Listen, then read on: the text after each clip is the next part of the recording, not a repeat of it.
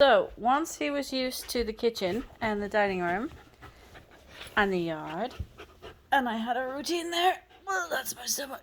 I thought, let's see if it extrapolates to the bedroom, because he's earned my trust now. And he trusts me, and I trust him, and he's good with little Thor, though Thor growls at him, but he doesn't do anything bad. But boy, when you take this dog into a new environment, he starts, excuse the mess, I've got clean covers over there, I need to change my sheets. Anyway, I have not been able to do any cleaning. At the minute I don't have him, I am cleaning this entire house. He does not extrapolate, he does not generalize. He has to learn each environment from scratch. He goes back to jumping on the counters, he goes back to scratching at the windows. He's environmentally very anxious. New environments trigger it. He has not been anxious the last 2 days. He has been like so chill and sleeping. Come on. Come on. So I was just testing a theory, because really my dogs sleep in here and it's not fair to them to displace them. But he's been doing so good and I wanted to reward him, and I'm having a break tomorrow, so I figured I could do a late one. But he can't. Each new environment you're going to start from scratch. But guess what? I know the formula. When he's ready to eat, I don't focus on what he's doing wrong unless he's like scratching at the curtains, and I will save like a giant squeaky noises. I'm not yelling at him. I'm going, oh no, the curtains, bow. Oh no, that door doesn't stay shut. If he figures that out, I'm screwed.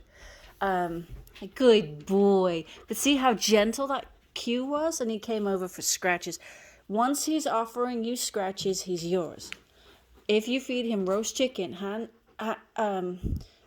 handfuls of big, beautiful, wonderful meat when he does come away, and you keep him on leash and do the environment over and over again till he's calm in that environment. Like, I couldn't just hang out with him in here right now. I'd have to start like I did from scratch, which was hours and hours and hours of agony. But slowly we developed safety, a routine.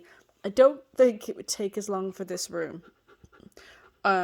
I was going to clean it, and so, because I'm like, I haven't done any cleaning, I've just been with this dog, or when I put him away, I collapse, exhausted.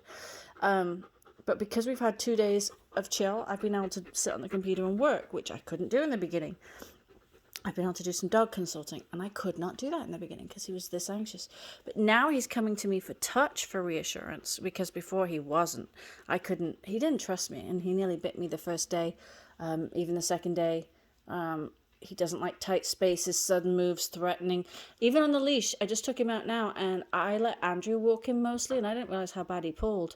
But I started walking him for yesterday, and I was like, he hurt my back again because he doesn't know the leash, and if I overreact, good paw. Yes, you do paw, don't you? Yes, you do. Oh, he loves to carry my hand around in his mouth, and he's actually very gentle. And if I squeak because it hurts, because he does like to play with me now, I'm trying to get him to play with toys, and it's a process. Oh, but look at this. This is exciting. Go get. He's got a ball that he loves. One toy that he really loves. Watch this. If he'll do it now, go get it. Good dog.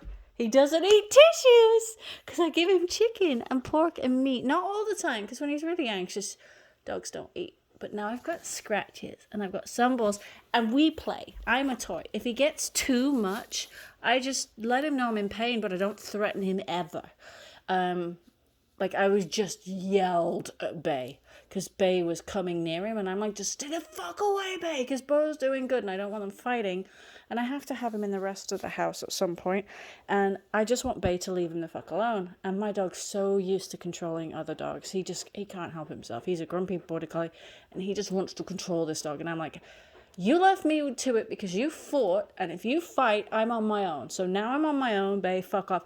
And even though I was yelling at Bay and stomping my foot, because Bay's hard-headed, and I don't defy him with dogs usually, he's never not been able to be my partner. And see, he's calming down with this touch in this new environment, but I'm not using chicken, I'm using me. I've become the reinforcer. And once he was a little calmer, I'd give handfuls of warm meat. But you've got to hand feed him, Shelbs. Caleb can't do the feeding if you want the trust, because if he isn't pressing against you for these scratches and he loves a massage, he needs a real groom. But I was not even thinking about brushing him because we didn't have that kind of relationship. There was no way in hell. I had to wash some pee off him because he did pee on himself in the crate once because he was so upset. And he was eating the crate and he peed on himself. And I had to wash his tummy, and he was good for that. But I did not trust him. I didn't want to he felt threatened. But even on the leash, I was trying to say, sorry, I'm babbling because I'm excited. Because even though you saw how stressed he was just then, he will calm down and we'll do this again. We'll go back to our familiar routine and our environment, and then we'll start and we'll do this again. We'll do this like a little bit at a time in each room until he can settle in each room. But he's relying more and more and more on me, and he's having separation anxiety when he's away from me a little bit. I still use the basement, and he doesn't want to be there alone. But he has to be, and at least he's not in a crate, because you have to be able to leave the house. So at least I have that, and I let him scratch. I let him howl if he's going to do that. Oh, when he's quiet, I'll take him. If he's really been upset, as soon as he quietens down a little bit, I'll take him out and start over again. Good boy. He now knows if he needs to go out, if he's too anxious, he'll come and ask me, and I've now got to take him out because he's been asking. And I'll soothe him for a minute, but I'll take him back down to his familiar environment. He needs to, instead of scratching the windows and chewing and barking and hollering and being a dick, he comes to me to help him, and I help him. So I was babbling because I'm A, excited, and B, I'm in the presence of a anxious dog. But I hope I got to the point that he's still scared on leash. He cannot pull me. I can't take it physically. And so I wanted to use a head halter, but I haven't found my head halter and put that on him yet. Now that we've got this kind of trust, I can. Yes, but I wasn't doing that either. Every now and then I'll get him in a tight corner and he'll feel a little threatened, and he'll give me a little warning sign that he feels threatened, but he is just either been abused or been so neglected that it's like abuse. I would guess abuse. He's had someone take liberties when he's done stuff wrong. He hasn't been taught how to do it right. You have to just focus on the positives with him and distract him from the bad stuff. You can't challenge him all the time. You have to win his trust. Oh no. Oh no. Oh no. Oh dear. See, I'm not yelling at it. Oh no. Oh, the windows. Oh, the windows. Oh no.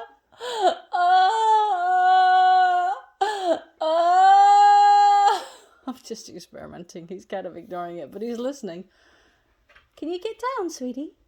Bo. Little Bo.